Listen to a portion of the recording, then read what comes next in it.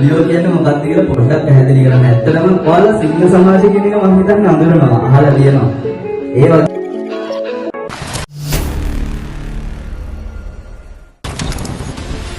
අයිබෝවන් මම මහේෂ් විජේසිංහ මහනුවර ආසිරි රෝහලේ අද දින පේරාදෙණිය විශ්වවිද්‍යාලයේ ලියෝ ක්ලබ්හි සමාජික සමාජිකාවන් විසින් දොළුව ප්‍රාදේශීය ලේකම් කාර්යාලය තුළ එම ප්‍රදේශ වාසීන් වෙනුවෙන් සහ එම රාජ්‍ය නිලධාරීන් වෙනුවෙන් විශේෂ වැඩසටහනක් සංවිධානය කරලා තිබුණා. විශේෂයෙන්ම breast cancer awareness සහ breast cancer screening program එකක්.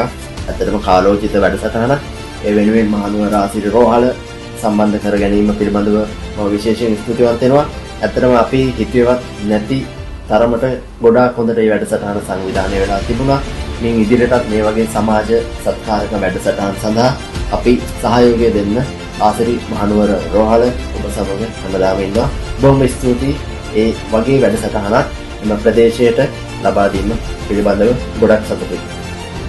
ගොඩක් සතුටුයි ගැන තාම ලෙඩක් නැහැ. මට දැන් අවුරුදු 57යි. මගේ අම්මාට පිළිකාවකින් තමයි නැති වුනේ. ඉතින් මම හොඳින් ජීවත් වෙනවා.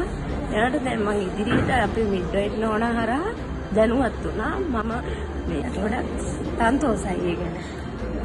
මේ කරපු වැඩසටහන මම හිතනවා තාමත් සාර්ථක වැඩසටහනක්. ආසිරි හොස්පිටල් එකත් සම්බන්ධ වුණාද අපිත් එක්ක. අපිට බොහොම අවශ්‍යයි ලියෝ ක්ලබ් එකේ මේ සම්පත්දායකත්වය. වැඩසටහන දිගින් දිගටම කරනවා නම් බොහොම කැමතියි. ඉතින් ඒ වගේ අවස්ථාවකදී අපිට තියෙන ලොකු ප්‍රෙෂර් එකක්, අපේ ලොකු බරක් ඔබ විසින් අරගෙන අපිටත් යම් සැහැල්ලුවක් ලබා දුන්නා කියලා මම හිතනවා. ඒක බොහොම ස්තුතියි මේ වගේ වැඩසටහන සකස් කිරීම වෙනුවෙන්. අති සාර්ථකයි. ඉස්සරහටත් මේ වගේ වැඩසටහන් කරන්න ශක්තිය, ධෛර්යය, වාසනාව ලැබේවා කියලා ප්‍රාර්ථනා කරනවා. බොහොම ස්තුතියි. ගොඩාක් දැනුවත් වුණා.